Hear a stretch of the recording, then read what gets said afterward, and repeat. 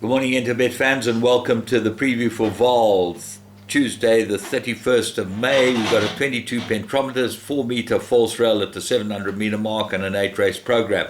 And just before we get into this, I did a little questionnaire for the International Racing Club, run by Joe D'Amato, Charles Pretorius, and sign up to them, and you'll get some very interesting newsletters and pieces about interesting people like me. So you'll find out a little more about me if you sign up to them and get their questionnaire, which will be published shortly, I suppose. But let's get into what you're here for, which is the racing and the way I see the races. First race is off at 12 o'clock. That's a 1400-meter juvenile plate for fillies.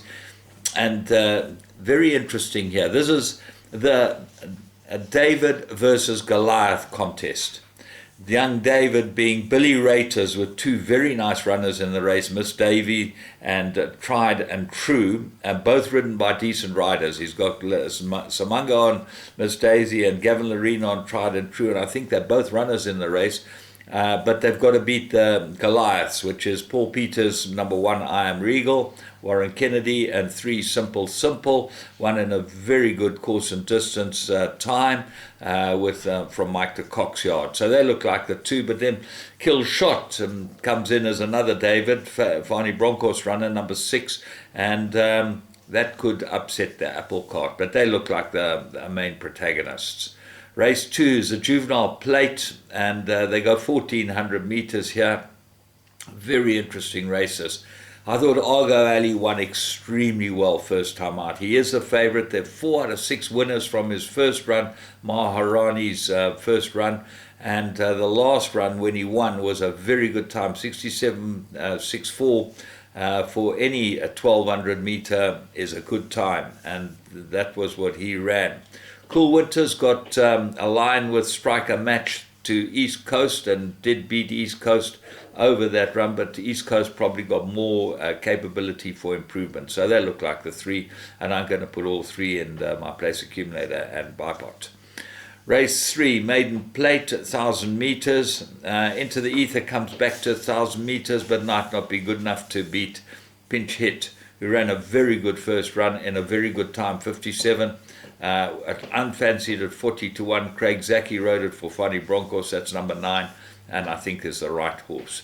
The second favorite is River Pirate, which is the first timer from the Aussie team, and they've had a couple of winners lately and stepped out a couple and then had a couple beaten, but this is bred to stay. 1,000 meters does look like on the sharp side, and I'm going to go with Pinch Hit quite strongly. Race 4, Maiden Plate, fillies and mares, they go 1,000 meters. And your favourite here is Rosefoot Trippy, another Aussie team entrant with Samanga Kamala aboard at number 11. Very nice first run.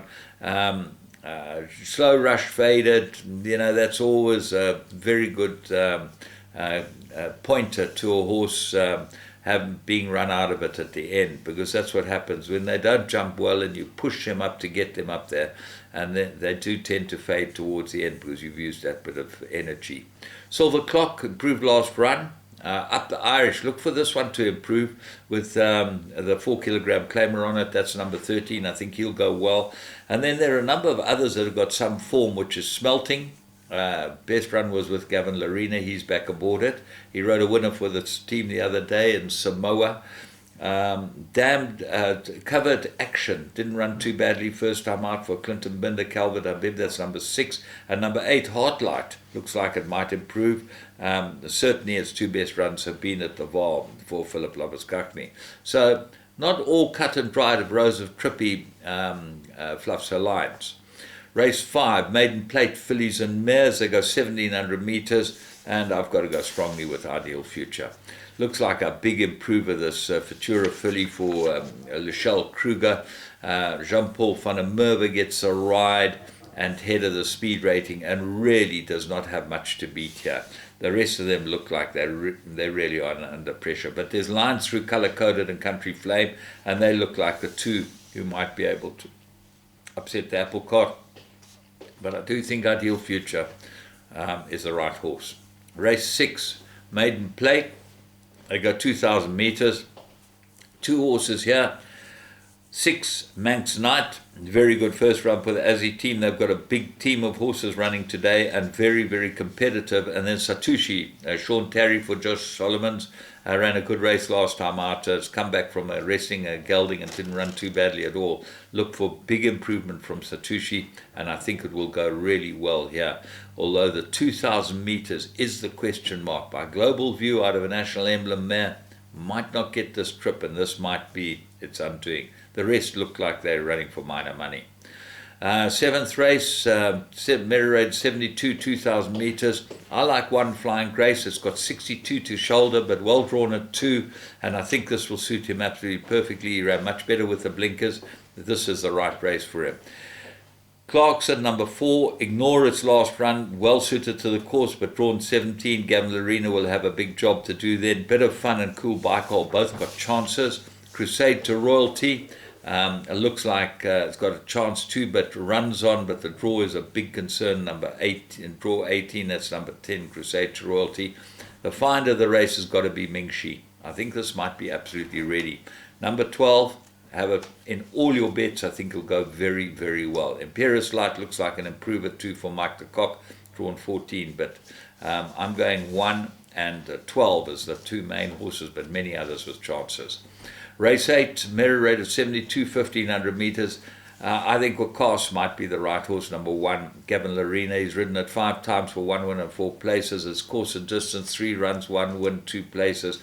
Got a very, very good profile for this race. Let's Do It, Ignore its last start. That's number 2. This might be a nice 3-year-old for Stephen Moffat. And he keeps him on the boil, Stephen Moffat does, and they always run well. So Ignore its last start, as I said, was drawn in the bush at Greyville and never got into the race. Improve here. Tulip Dawn might improve. Last Cheer, coming back in trip, might be the answer. So that's worth including. Tromso comes from a very long layoff, but got the form to be able to run well here.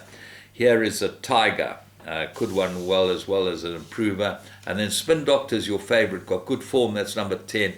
But will it step up to the plate against this lot? Only the race will tell. The finder of the race might be 13, River Jordan, with the 4-kilogram claim. I've been following this horse for a long time. He goes into all my plays as well.